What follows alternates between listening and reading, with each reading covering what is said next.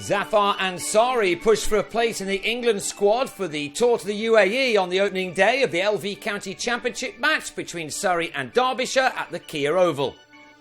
There was no play in the morning because of rain, this match finally getting underway after lunch with Derbyshire batting first after winning the toss.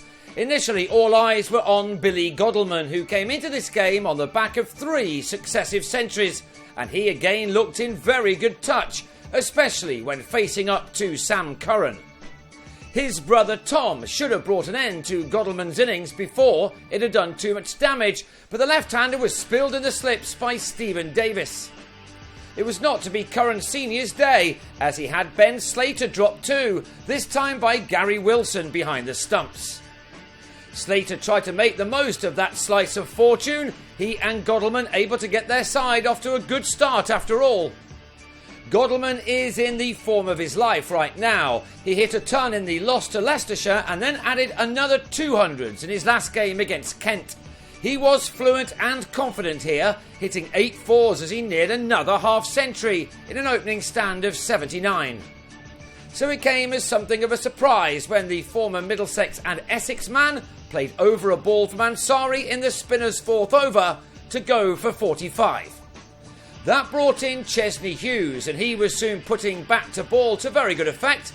He and Slater were making the most of Wayne Madson's decision to bat first on a pitch which was expected to take spin as the game moves on. Runs in the first innings then were going to be important, and these 2 left-handers were able to add 49 for the second wicket. But then, right on the stroke of tea, Slater lunged forward only to be trapped in front by the returning Ansari. Derbyshire heading to the break on 128 for 2, Slater gone for 42. It was spin at both ends as the evening session got underway, and Hughes swept Gareth Batty with timing and power when given the opportunity to play the stroke. When Hughes uses the middle of his bat, the ball races to the boundary very quickly. He was able to do what both Godalming and Slater had failed to do, and that was to get to a 50, one which was made off 75 deliveries, 7 of which had brought the 24-year-old boundaries. It had been a fine knock, and one which at this stage had his side just about on top. But in a good spell, Ansari then struck twice more. On 9, Madsen was beaten in the flight to offer the left-armer a return catch, while Wes Durston, with 6 runs to his name, was LBW on the sweep. Ansari now with the impressive figures of 4 for 23 from a dozen testing overs. With a total on 166 for 4, the players went off for rain, but they were soon back on, and Hughes was the latest to be dropped after nicking a cut shot off Batty behind.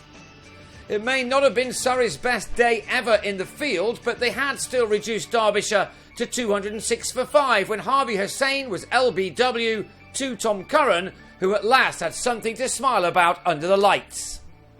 Those lights started to take full effect, and soon afterwards the players were off, this time not to return, which meant that Derbyshire went to the close on 209 for 5, Hughes still there on a hard-working 85, and Ansari with figures of 4 for 44.